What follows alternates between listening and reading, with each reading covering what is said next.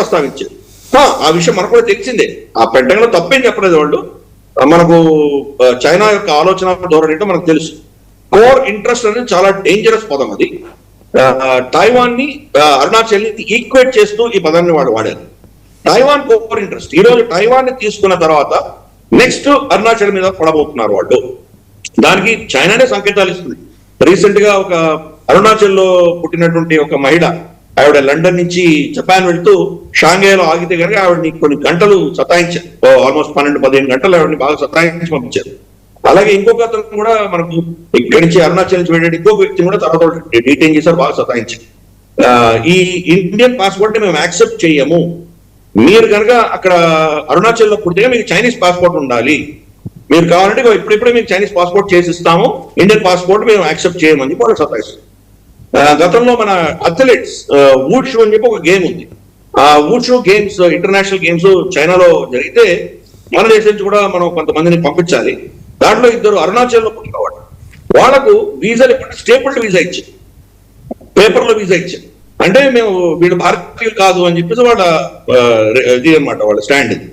దాంతో మనం దాన్ని తిరస్కరించాం, మనం వెళ్ళలేదు, బాయ్కాట్ చేశాం.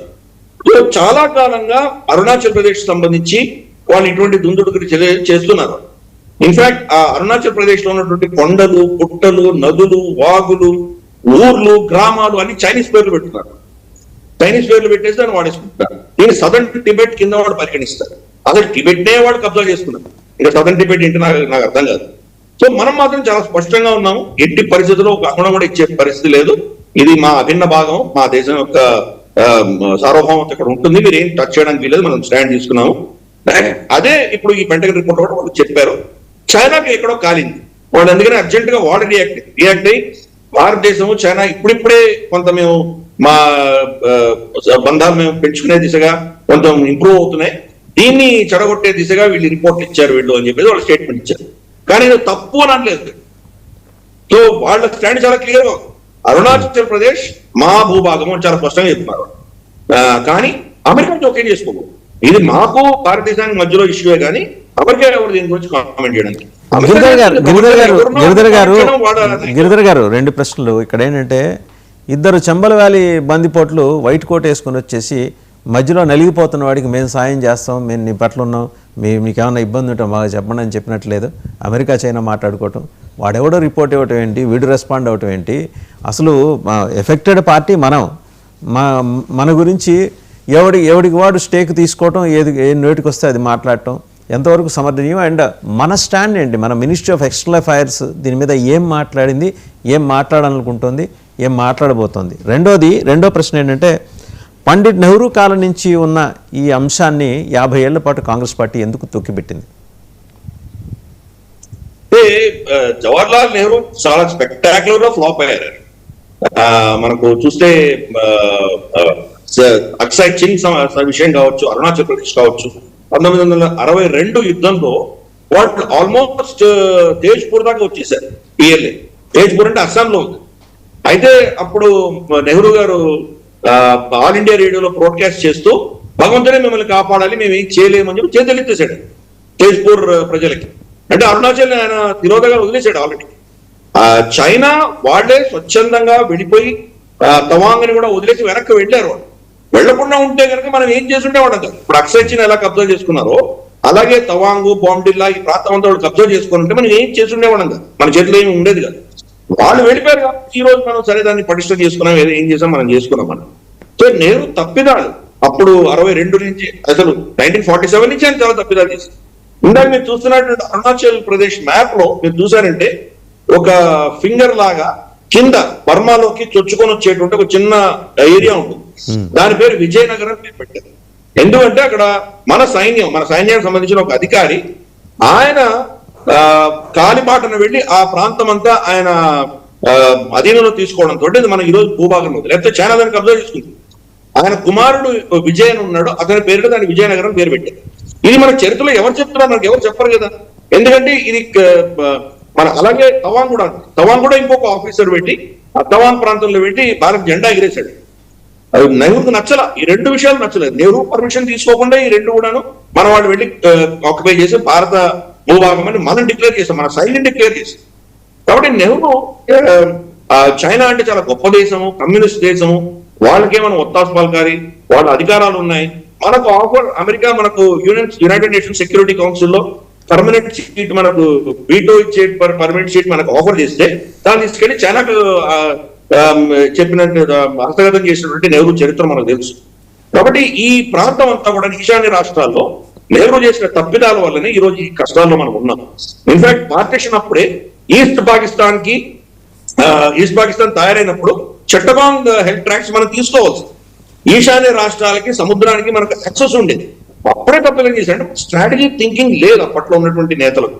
వాళ్ళందరూ ఏంటంటే కనుక అప్పుడు ఉద్యమకర్తలు వాళ్ళు ఉద్యమం చేశారు. అప్పుడు ఉన్నటువంటి అల్లర్లు, గొడవలు, ఈ మత కలహాలు, ఈ వీటి వెళ్ళిపోయిన తర్వాత అప్పుడు ఉన్నటువంటి సమస్యలు దాంట్లోనే గుణగానం తేలానం. కానీ వాళ్ళు దీన్ని ఎలా మన సరిహద్దులను ఎలా కాపాడుకోవాలని ఆలోచన వీళ్ళకి ఎవరికి సర్దార్ పటేల్ ఉండింది కాబట్టి ఆయన కొంత చేశారు. ఇన్ని 525 సంస్థానాల్ని అందరినీ కలిపి ఆయన ఇప్పుడున్నటువంటి భారతావనిని తీర్చిదిద్దినటువంటి ఆర్కిటెక్ట్ ఆయన సర్దార్ పటేల్. అలాగే లక్షద్వీప్ 99% ముస్లిమ్స్. పాకిస్తాన్ ఏం చేసిందంటే 15 ఆగస్టున వాళ్ళు అక్కడి నుంచి కరాచీ నుంచి ఒక షిప్ పంపించారు. అది కనుక లక్షద్వీప్ వచ్చి ఉంటే కనుక వాళ్ళు పాకిస్తాన్ జెండా పాతుంటే ఇప్పుడు లక్షద్వీప్ కూడా వాళ్ళకి వెళ్ళిపోయింది.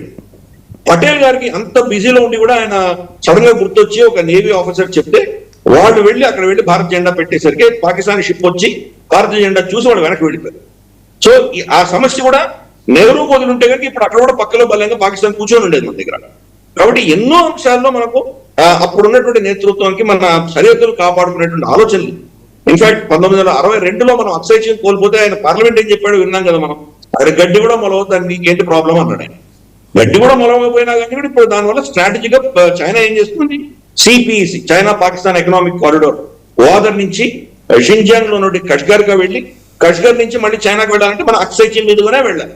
చాలా కీలకమైనటువంటి ప్రాంతం అదే నెహ్రూ గారు కోల్పోయారు. దానికి భిన్నంగా ఆ మహమ్మద్ అలీ జిన్నా చూసామంటే జిన్నా ఏం చేశాడంటే ఇది కూడా చరిత్రలో ఎవరు చెప్పరు మనకు. జమ్మూ కాశ్మీర్ స్టేట్ ఈరోజు మనం ఏదైతే మ్యాప్ చూస్తున్నామో అది కాదు జమ్మూ కాశ్మీర్ మ్యాప్. అంతకంటే పైన మనకు భూభాగం ఉంది, షగ్స్గమ్ వ్యాలీ అని ఉంది. అలాగే దాని పక్కన చిత్రాల ఒక ప్రాంతం ఉంటుంది. చిత్రాలన్న ప్రాంతము జమ్మూ కాశ్మీర్ రాజు అయినటువంటి రాజా హరిసింగ్ కి సామంత రాజు. మనము ఎప్పుడైనా మన భూములు ఎవరికైనా అమ్మినప్పుడు ఏం రాస్తాం, దీంట్లో ఉన్నటువంటి క్రయ విక్రయాలు మేము అన్ని కూడా కంప్లీట్ గా మా హక్కులన్నీ మీకు ఇస్తున్నాం, దీంట్లో మాకు దాంట్లో ఖనిజాలు దొరికినా దాంట్లో ఏం దొరికినా అన్ని నీకే అని చెప్పి రాసిచ్చేస్తాం. అలాగే ఆయనకున్నటువంటి హక్కులు, రాజా హరిశ్చంద్ర ఉన్న హక్కులన్నీ భారతదేశానికి రాసిచ్చాడు. అంటే చిత్రాల మీద ఆయనకున్నటువంటి హక్కు కూడా మనకు రాసిచ్చాడు. ఈ రోజు దాకా మన చిత్రాల గురించి మాట్లాడు, చిత్రాలకి అబ్జర్వ్ చేసుకున్నాడు చిన్న. అలాగే మనం చూస్తే కనుక ఖాన్ ఆఫ్ ఖలాద్ ఈ రోజు ఉన్నటువంటి బలూచిస్తాన్ సపరేట్ దేశంగా ఉండేది, సైన్యాన్ని పంపించి దాన్ని కబ్జా చేసుకున్నాడు. అలాగే జమ్మూ కాశ్మీర్ లో ఆయన కబైలీలని వీళ్ళ సైన్యాన్ని పంపించి పిఓజేకేని గిల్గిట్ పాకిస్తాన్ కబ్జా చేసుకున్నాడు. అప్పటికప్పుడే ఆయన భూభాగాన్ని విస్తరించుకున్నాడు. ఆయన స్ట్రాటజీగా ఆయన చేశాడు. అది మనం చేయలేకపోయాం. చేస్తుంటే ఈ చికెన్స్ బెడద ఉండేది కదా, మనం చిట్టగాంగ్ బెడద ఉండేది కదా. మనం ఇప్పటికి కూడా చక్మా ట్రైబ్స్ అక్కడ ఉన్నటువంటి ట్రైబల్ మనకు చిట్టగాంగ్ హిల్ ట్రాక్స్ అంటారు, అక్కడ ఉన్నటువంటి వ్యక్తులందరూ కూడా భారతదేశంలో విలీనం అవ్వాలని కోరుకుంటున్నారు. కాబట్టి ఈ యొక్క అప్పుడు పార్టిషన్ జరిగిన తర్వాత ఉన్నటువంటి నేతృత్వం, నెహ్రూ గారి నేతృత్వంలో చాలా స్పెక్టాక్యులర్ మిస్టేక్స్ చేశారు ఇంత అంతగా. దానివల్ల ఈ రోజు మనం చాలా ఇంత సఫర్ అవుతున్నాం. అంటే ఉద్యమకారులే తప్పించి చరిత్రకారులు కాకపోవటం, చరిత్రను అధ్యయనం చేయకపోవటం కూడా అక్కడ ప్రధానమైన ఫ్లాగా కనిపిస్తుంది. అంటే there are some exceptions, as you rightly said. Sardar Patel లాంటి అభినవ ఆర్కిటెక్ట్లు ఉండబట్టి కొన్ని దక్కించుకోగలిగాం మనం. ఇన్ఫాక్ట్ దాన్ని ఏమంటారంటే ఈ చరిత్రను తొక్కేసింది కాంగ్రెస్ ప్రభుత్వాలు, తెలియకూడదు అని చెప్పేసి వాడు మొదలుపెట్టింది. ఇప్పుడు కూడా చూసాం మనం, ప్రియాంక వాడ్రా ఏం చెప్తుంది ఆవిడ పార్లమెంట్ లో, పాత తోకుంటూ ఉందామా, ముందుకు చూద్దామా, ముందు గురించి మాట్లాడదామా అంటున్నారు. అంటే మీరు చేసినవని మేము మర్చిపోవాలి. కానీ ఇప్పుడున్నటువంటి ప్రభుత్వాలు మాత్రం బెదడతారు. ఇప్పుడున్నటువంటి ప్రభుత్వం ఈ చరిత్ర మనకు పార్టిషన్ నుంచి వచ్చినటువంటి సమస్యలను వాళ్ళు దానికి పరిష్కారం ఈ ప్రభుత్వం ఇవ్వాలి కదా. ఈ ప్రభుత్వం ప్రాబ్లమ్స్ అన్నిటి కూడా వాళ్ళు ఎత్తిరేసుకుని వాళ్ళు కష్టపడుతున్నారు కదా. కాబట్టి దాని వెనకాల మీకే మీరు చేసినటువంటి కార్యక్రమాలే దానికి సమాధానం ఇవ్వాల్సిన బాధ్యత మీకు ఉన్నది. ఎమర్జెన్సీ ఎవరు తెచ్చారు, ఈ పార్టిషన్ గొడవలన్నీ ఎవరు తెచ్చారు, ఈ స్టేట్స్ ఎలా ఫార్మ్ చేశారు, లింగ్విస్టిక్ బేసిస్ లో మన చరిత్రలో ఎప్పుడు లేదు. 5000 సంవత్సరాల చరిత్రలో ఎన్ని రాజ్యాలు ఉన్నాయి, భాష ప్రేరితమైన రాజ్యం ఏదీ లేదు మన దగ్గర. అందుకనే ఇప్పుడు భాష గొడవలు మొదలైనవి. కన్నడ వాళ్ళు కన్నడ మాట్లాడకపోతే కొడుతున్నారు, తమిళనాడులో తమిళ మాట్లాడకపోతే వాళ్ళు కొడుతున్నారు, మరాఠీ మానుస్ అని చెప్పి వాళ్ళు కొట్టుకుంటున్నారు. అన్ని భాష ప్రయుక్తంగా ఎలా తయారవుతున్నాయి. కాబట్టి ఈ సమస్య ఉండేది కాదు మనకు. అప్పుడు గతంలో ఉన్న రాజ్యాలు అన్నింటిలో కూడా వాళ్ళు మల్టిపుల్ భాషలు మాట్లాడేటువంటి ప్రాంతాలు అన్ని రాజ్యాల్లో ఉండేవి. నిజాం పాలనలో మరాఠీలు, కన్నడిగాలు, తెలుగు వాళ్ళు ముగ్గురు ఉన్నారు కదా. అలాగే మిగతా రాజ్యాల్లో కూడా అన్ని ఇటువంటివే ఉండేవి మన దగ్గర. కాబట్టి ఈ చెత్త అంతా మన ఎత్తిన వేసింది ఎవరు? కాంగ్రెసే కదా. దాని వల్లనే ఈ సమస్యలు ఈ రోజు ఉన్నాయి కదా మనకు. కానీ దాన్ని ఎవరు మాట్లాడుకుంటుంటే దాన్ని మర్చిపోవాలి. సో అందుకని ఈ వైఖరి మనకు పనికిరాదు. చైనా తోటి కూడా మనకు ఉన్నటువంటి సంబంధాలు మితిమీరి ఇటువంటి మైత్రి పెట్టుకోవడం నెహ్రూ వల్ల ఈ రోజు సఫర్ అవుతుంది. ఇన్ఫాక్ట్ లాసాలో టిబెట్ లో భారత ఇండియన్ పోస్టల్ సర్వీసెస్ నడిచేది. వాళ్ళ దగ్గర అంత టెక్నాలజీ లేదు పాపం. బౌద్ధులు వాళ్ళు ఏదో బూడిద పూసుకొని వాళ్ళు ధ్యానాలు తపస్సు చేసుకునేటువంటి వాళ్ళు. మనమే వాళ్ళకి ఇవన్నీ సప్లై చేసాం. అంటే టెలికమ్యూనికేషన్, టెలిగ్రాఫ్ అని మనమే మన ఇండియన్ పోస్టలే చేసింది. దలైలామా అడిగాడు, మీరు కనీసం మాకు కొంత పోలీసులను ఎవరో పంపించండి, మా దగ్గర చైనా ఇన్వైట్ చేస్తే కనుక తట్టుకోవడానికి మా దగ్గర అస్త్రాలు లేవు, ఏమీ లేవు అంటే నెహ్రూ గారు లేదు ఇది అంటే వీళ్ళు ఛాందస్సులు, వీళ్ళలో డెవలప్మెంట్ రావాలంటే కమ్యూనిస్ట్ పార్టీ వస్తేనే డెవలప్ అవుతుంది, కాబట్టి చైనా టేక్ ఓవర్ చేయడం కరెక్ట్ అని చెప్పి ఆయన అదే పనిగా చైనాని టేక్ ఓవర్ చేయించాడు. ఎన్ని తప్పిదాలు నెహ్రూ తలుచుకుంటే మనకు మండిపోతుంది నిజంగా చెప్పాలంటే. ఒక గ్రామం మనకు రాజా హరిసింగ్ ఆయన రాజ్యం నుంచి కైలాష్ మానసరోవర్ యాత్రకు వెళ్ళడానికి మన్సర్ అని చెప్పి ఒక గ్రామం టిబెట్ లో ఉంది. అంటే అప్పుడు ఇప్పుడున్నటువంటి సరిహద్దులు ఉండేవి కావు. అందుకనే మనకు బంగ్లాదేశ్ లో కూడా ఉంది.